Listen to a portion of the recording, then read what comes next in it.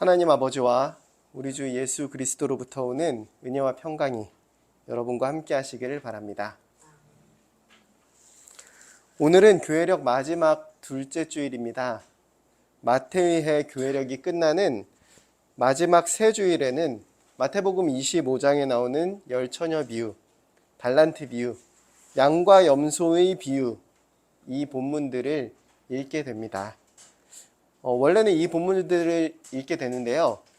세상 끝날에 다시 오실 예수님의 재림을 준비하면서 오늘을 살아가도록 하기 위함인 것이지요. 그런데요, 이런 생각이 들었습니다. 마지막이 꼭 세상 끝날에만 있는 것은 아니잖아요. 시간이 완전히 끝나야만 마지막일까요? 내 목전에 죽음이 임박해야지만 마지막인 것일까요? 아니죠. 우리는 종종 내 힘으로는 더 이상 할 수 있는 것이 없을 때, 다른 방법이나 다른 기회가 더 이상 없을 때 마지막, 끝이라고 말하곤 합니다. 저나 여러분이 혹시 지금 만약 막다른 골목에 서 있다면, 더 이상은 길이 없는 곳에 서 있다면 우리는 이렇게 말할 수 있을 겁니다. 마지막입니다. 이제 끝입니다. 라고요. 이스라엘의 역사에서도 바로 이런 순간이 있었습니다. 이스라엘의 모든 백성이 이집트를 탈출했을 때였지요. 이스라엘의 백성들은 이집트를 빠져나와 먼 광야길을 의기양양하게 행진했습니다. 아마도 이집트에 10가지 재앙을 내린 하나님이 우리 편이라는 자부심과 앞으로 펼쳐진 장밋빛 미래에 대한 기대감으로 마음이 부풀었을 것 같아요. 그런데 이번에 이스라엘 백성들을 기다리고 있는 것은 거대한 바다였습니다. 그들은 일단 그 바닷가에 캠프를 차릴 수밖에 없었어요. 그런데 바로 그때 이집트의 왕 파라오가 모든 군대를 총동원해서 이스라엘 백성을 추격해오기 시작했습니다. 그리고 결국 이집트 군대는 말과 전차를 타고 이스라엘 캠프 바로 뒤쪽까지 이르렀죠. 사실 파라오는 본래 이스라엘이 하나님을 섬기도록 이집트에서 이제는 놓아주기로 약속을 했었습니다. 하나님께 10번째 재앙, 그러니까 즉 나라의 모든 장자들이 죽는 재앙을 얻어맞고 나서야 비로소 이집트에서 노예 생활을 하고 있던 이스라엘 백성들을 떠나보내 준 것이었어요. 파라오는 그때 이렇게 말했었습니다. 너희와 이스라엘 자손은 일어나서 내 백성 가운데서 떠나 너희의 말대로 가서 여호와를 섬겨라. 그런데 그랬던 파라오가 이제 막상 이스라엘 백성들이 이집트를 떠나자 마음을 바꾼 것이었습니다. 파라오가 말합니다. 우리가 어찌 이같이 하여 이스라엘을 우리를 섬김에서 놓아보냈는가? 파라오는 전군을 동원해서 이스라엘을 추격하죠. 핵심은 이것입니다. 누구를 섬길 것인가? 라는 문제입니다. 파라오는 자신의 노예를 절대로 해방할 수 없다고 주장하는 것입니다. 하나님이 아니라 온 세상의 왕인 자신, 파라오를 섬겨야 한다는 것이지요. 이스라엘 백성은 동요하기 시작합니다. 뒤에서 바짝 쫓아오는 이집트 군대를 본 것이죠. 바로 턱 밑까지 따라왔습니다. 이스라엘 백성들은 두려움에 사로잡혀 하나님께 부르짖었어요. 그런데 하나님이 눈에 보이지 않으니까 눈에 보이는 지도자 모세에게 이렇게 말합니다. 이집트에 죽을 곳이 없어서 우리를 굳이 이집트에서 끌어내서 이 광야에서 죽게 하는 거요? 우리가 좀 내버려 두라고 했잖소. 이집트에서 이집트 사람을 섬기고 살 테니 안 나간다고 했잖아요. 광야에서 죽느니 차라리 이집트 사람을 섬기는 게 낫겠소. 이스라엘 백성은 파라오에게 죽기보다 파라오를 섬기는 것이 차라리 더 낫겠다라고 생각하는 것이었습니다. 그런데요, 사실 이스라엘 백성이 잘 몰랐던 사실이 하나 있었습니다. 그건 바로 하나님께서 큰 그림을 그리는 중이었다는 것이었습니다. 그리고 그 그림은 반전이 있는 그림이라는 것이었죠. 출애굽기 14장 1절부터 하나님께서는 모세에게는 그분의 큰 그림을 앞으로 어떻게 그려나가실지 알려주십니다. 2절이에요. 이스라엘 자손에게 명령하여 돌이켜 바닷가에 장막을 치게 하라. 여기에서 돌이켜라고 번역된 히브리어 단어 슈브는 앞으로 나아가지 않다, 멈추다, 중단하다라는 의미로도 번역할 수 있다고 해요. 이집트를 탈출하던 중에 바다를 앞에 둔 막다른 길에서 멈추도록 하신 분이 바로 하나님이셨던 것이었습니다. 하나님은 왜 그러셨던 걸까요? 3절에 그 힌트가 있습니다. 바로가 이스라엘 자손에게 말하기를 그들이 그 땅에서 멀리 떠나 광야에 갇힌 바 되었다 하리라. 이스라엘은 파라오와 이집트 군대의 미끼가 된 것이었습니다. 파라오가 보기에 당시 이스라엘 백성의 위치는 도간에 든 쥐 같았어요.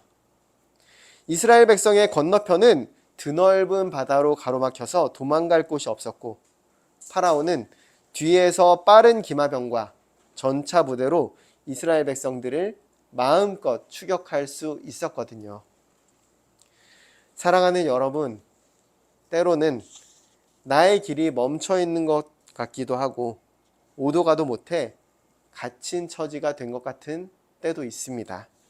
그런데 그때마다 기억하시길 바랍니다. 하나님의 큰 그림이 진행 중이라는 것을요. 사실 하나님의 큰 그림은 그뿐만이 아니었습니다. 원래 파라오가 10번째 재앙을 얻어맞고 이스라엘 백성을 보내주기로 했었잖아요. 그런데 파라오가 그 마음을 바꿔서 이스라엘을 이제 추격하게 됩니다. 하나님께서는 이 모든 걸 다 알고 계시면서 왜 파라오의 고집을 미리 꺾지 않았을까요? 이스라엘 백성을 추격하기 전에 꿈에라도 나타나셔서 파라오 너 그러면 혼나? 가만 안 둬? 이렇게 경고해 주셔서 마음을 돌이키게 하시거나 아니면 이집트 국내에 여러 가지 일들을 일으켜서 파라오가 군대를 이끌고 추격할 수 없게 미리 막아주시면 되었을 텐데요. 왜일까요? 사실 하나님은 파라오와 그 군대를 끝장낼 계획을 세우고 계셨던 것이었습니다.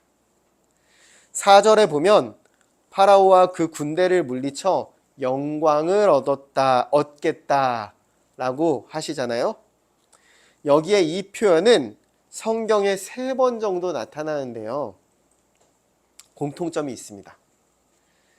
행동이 무질서한 사람에 대한 하나님의 처벌에 대해서 말하는 부분이라는 점이에요. 하나님의 큰 그림에는 파라오와 이집트 군대에 대한 심판도 있었던 것이었습니다. 이스라엘 백성들도 하나님의 이런 큰 그림을 미리 좀 자세히 알았더라면 얼마나 좋았을까요? 하나님의 큰 뜻을 알 수가 없으니 애먼 모세를 붙잡고 원망할 뿐이었지요.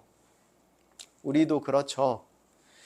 때로는 막막한 길에 서서 또 답이 없는 삶 속에서 눈에 보이는 사람을 원망하기도 하고, 또 눈에 보이지 않는 하나님을 섬기기보다는 눈에 보이는 돈과 권력을 섬길 걸 하고 후회하기도 하지요.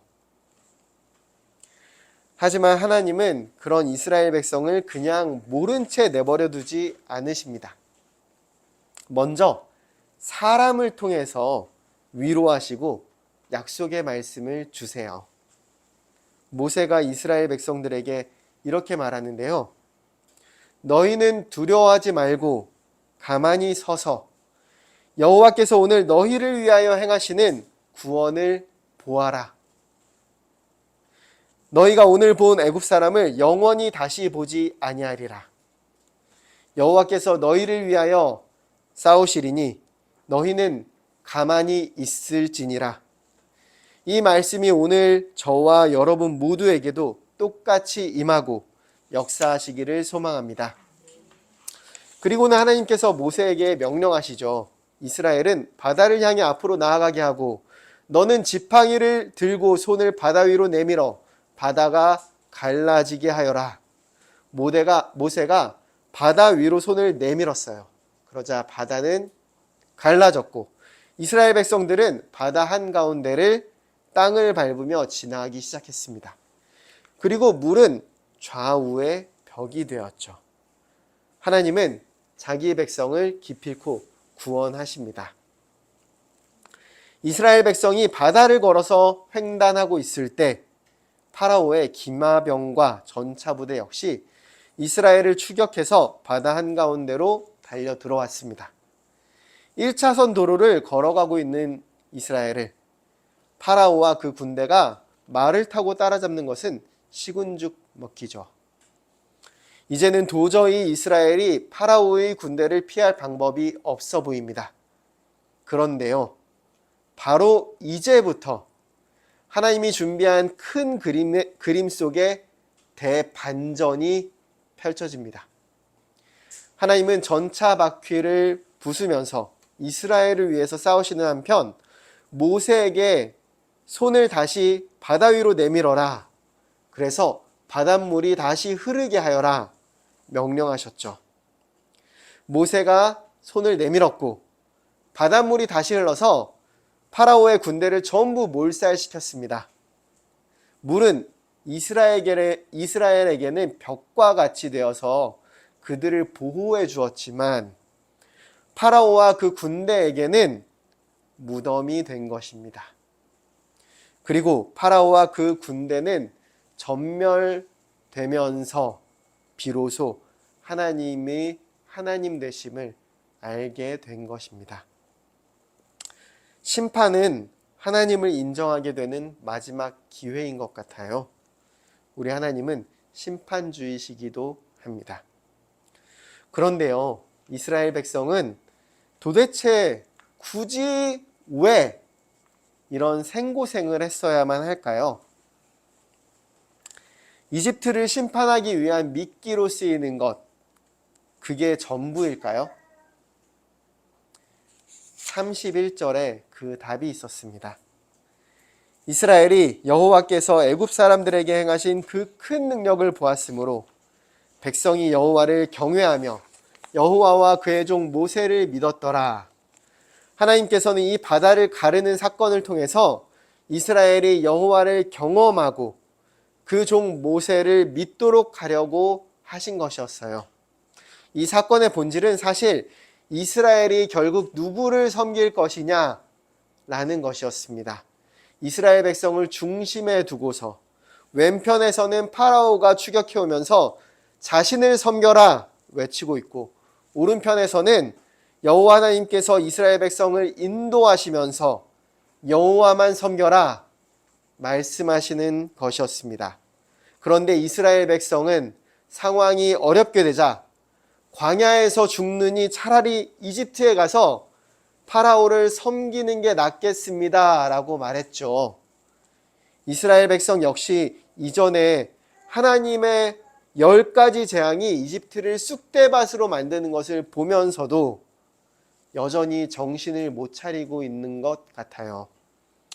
이런 점을 보면 한편으론 이스라엘 백성들이나 파라오나 하나님 앞에 완악한 건 매한 가지인 것 같습니다. 그런데 차이점이 한 가지 있어요. 그건 바로 하나님이 이스라엘 백성들을 선택하셨다는 것이었습니다. 그래서 굳이 큰 그림을 그리셔서 하나님의 능력을 보여주시고 여호와를 경외하는 마음을 주신 것이 아닐까요? 이 사건으로 이스라엘 백성은 드디어 여호와를 섬기기 시작한 것 같습니다. 이 오래전 이야기가 21세기를 살아가는 오늘 우리와 도대체 무슨 상관이 있을까요? 우리는 늘 일상 속에서 마지막을 맞이하고 또 끝을 마주합니다. 더 이상 내 힘으로는 할 수 있는 것이 없을 때도 있고요. 더 이상은 길이 없는 것 같을 때도 있죠. 이런 생각 혹시 해보셨나요? 하나님의 소명을 따라서 살아왔는데 더 이상 무엇을 할 수 있을까? 하나님 자녀답게 부끄럽지 않게 정직하고 성실하게 일하면서 지내왔는데 더 이상은 길이 보이지 않는구나.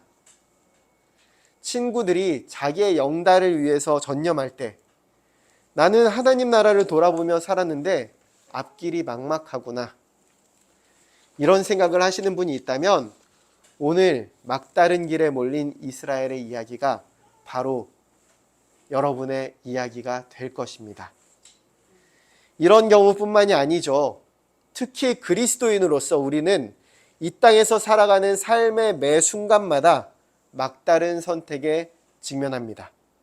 파라오냐, 하나님이냐. 요즘에는 모양은 조금 바뀌었지만 본질은 같습니다. 돈이냐, 하나님이냐. 만몬이 하나님을 섬기겠다고 따라 나선 그분의 백성을 추격해 오죠. 너는 나를 섬겨야 해. 나를 떠나면 죽음뿐이야. 나의 노예가 되렴. 목숨만은 살려주마. 먹고 살려면 때로는 불의에도 눈 딱 감아야 하나 고민하는 그런 순간 하나님의 자녀라는 소명에는 눈 감고 싶은 바로 그 순간이 바로 그리스도인으로서 막다른 길에 몰린 때입니다. 만몬뿐만 아니죠. 몰렉도 우리를 추격해 옵니다. 우리의 자녀들이 이 학벌 사회에서 더 높은 위치에 올라서도록 하기 위해서라면 지금 다소 몸과 마음이 병드는 건 어쩔 수 없어. 다른 친구들을 밟고 올라서는 건 어쩔 수 없어. 나를 섬기지 않으면 네 자녀는 루저가 될 거야. 파라오냐, 하나님이냐, 거짓이냐, 진리냐. 우리를 하나님으로부터 빼앗아서 우상을 섬기게 하려고 매일 매 순간 전쟁이 벌어지고 있는 것입니다. 그럴 때면 저 역시 그리고 우리 역시 두렵기는 마찬가지죠. 이스라엘 백성이 그랬던 것처럼 말입니다. 그저 하나님 백성답게 살아가고 싶은 것뿐인데 온 세상이 추격해와서 우리를 코너로 몹니다. 때로는 도대체 이 다급한 순간에 하나님은 도대체 뭐 하고 계시나 싶기도 하죠. 하지만 그럴 때마다 바로 그런 우리의 다급한 마음을 그대로 하나님께 가지고 가서 털어놓으시기 바랍니다. 하나님은 이스라엘의 부르짖음에 응답하십니다. 성령께서 위로하시고 말씀해 주시거든요. 이렇게요. 너희는 두려워하지 말고 가만히 서서 여호와께서 오늘 너희를 위하여 행하시는 구원을 보라. 너희가 본 애굽 사람을 영원히 다시 보지 아니하리라. 여호와께서 너희를 위하여 싸우시리니 너희는 가만히 있을지니라. 매일 세례라고 하지요. 그리스도인은 모두 세례를 받고 하나님의 자녀가 됩니다. 저와 여러분은 모두 물 세례를 받아서 그리스도와 함께 죄된 삶을 죽이고 그리스도와 함께 하나님 백성된 삶을 다시 사는 것이죠. 그런데 그 세례는 단 한 번으로 끝난 과거의 사건만이 아닙니다. 여러분이 매일 마주하는 삶의 현장에서 막다른 길에 몰렸을 때, 이제는 길이 없는 것 같을 때, 바로 그때가 바로 매일 세례의 길이 열리는 때입니다. 매일 세례의 사건이 일어나는 때입니다. 그리고 하나님은 지금도 여전히 구원을 베푸시는 하나님이십니다. 막다른 길에 서 계십니까? 길이 없는 것 같은 때입니까? 하나님의 큰 그림이 진행 중이라는 것을 아셔야 합니다. 때로는 이해할 수 없지만 저와 여러분을 그곳에 멈추어 두신 이유가 있습니다. 하나님을 신뢰하시길 바랍니다. 막다른 곳에 길이 날 것입니다. 세례의 길이고요. 저와 여러분을 위한 은혜의 길이 될 것입니다. 하나님은 구원하시는 하나님이시거든요. 위험이 코앞까지 추격해 왔습니까? 턱 밑까지 차올랐습니까? 그렇다면 기대하시기 바랍니다. 대반전이 시작될 것입니다. 심판주 하나님께서 일하실 것이기 때문입니다.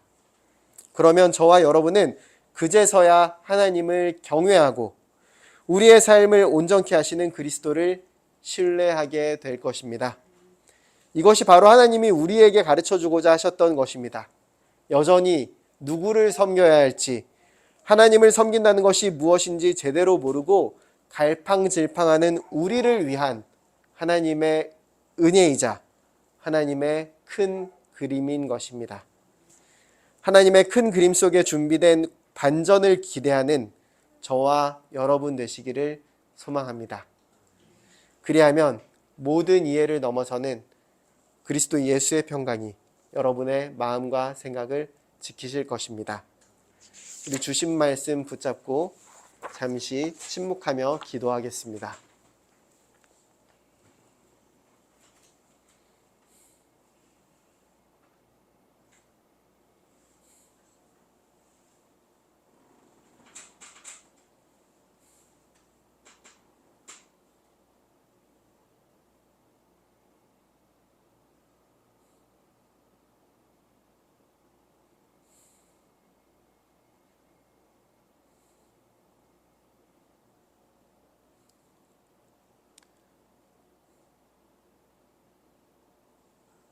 이 모든 말씀 우리 주 예수 그리스도의 이름으로 기도합니다. 아멘.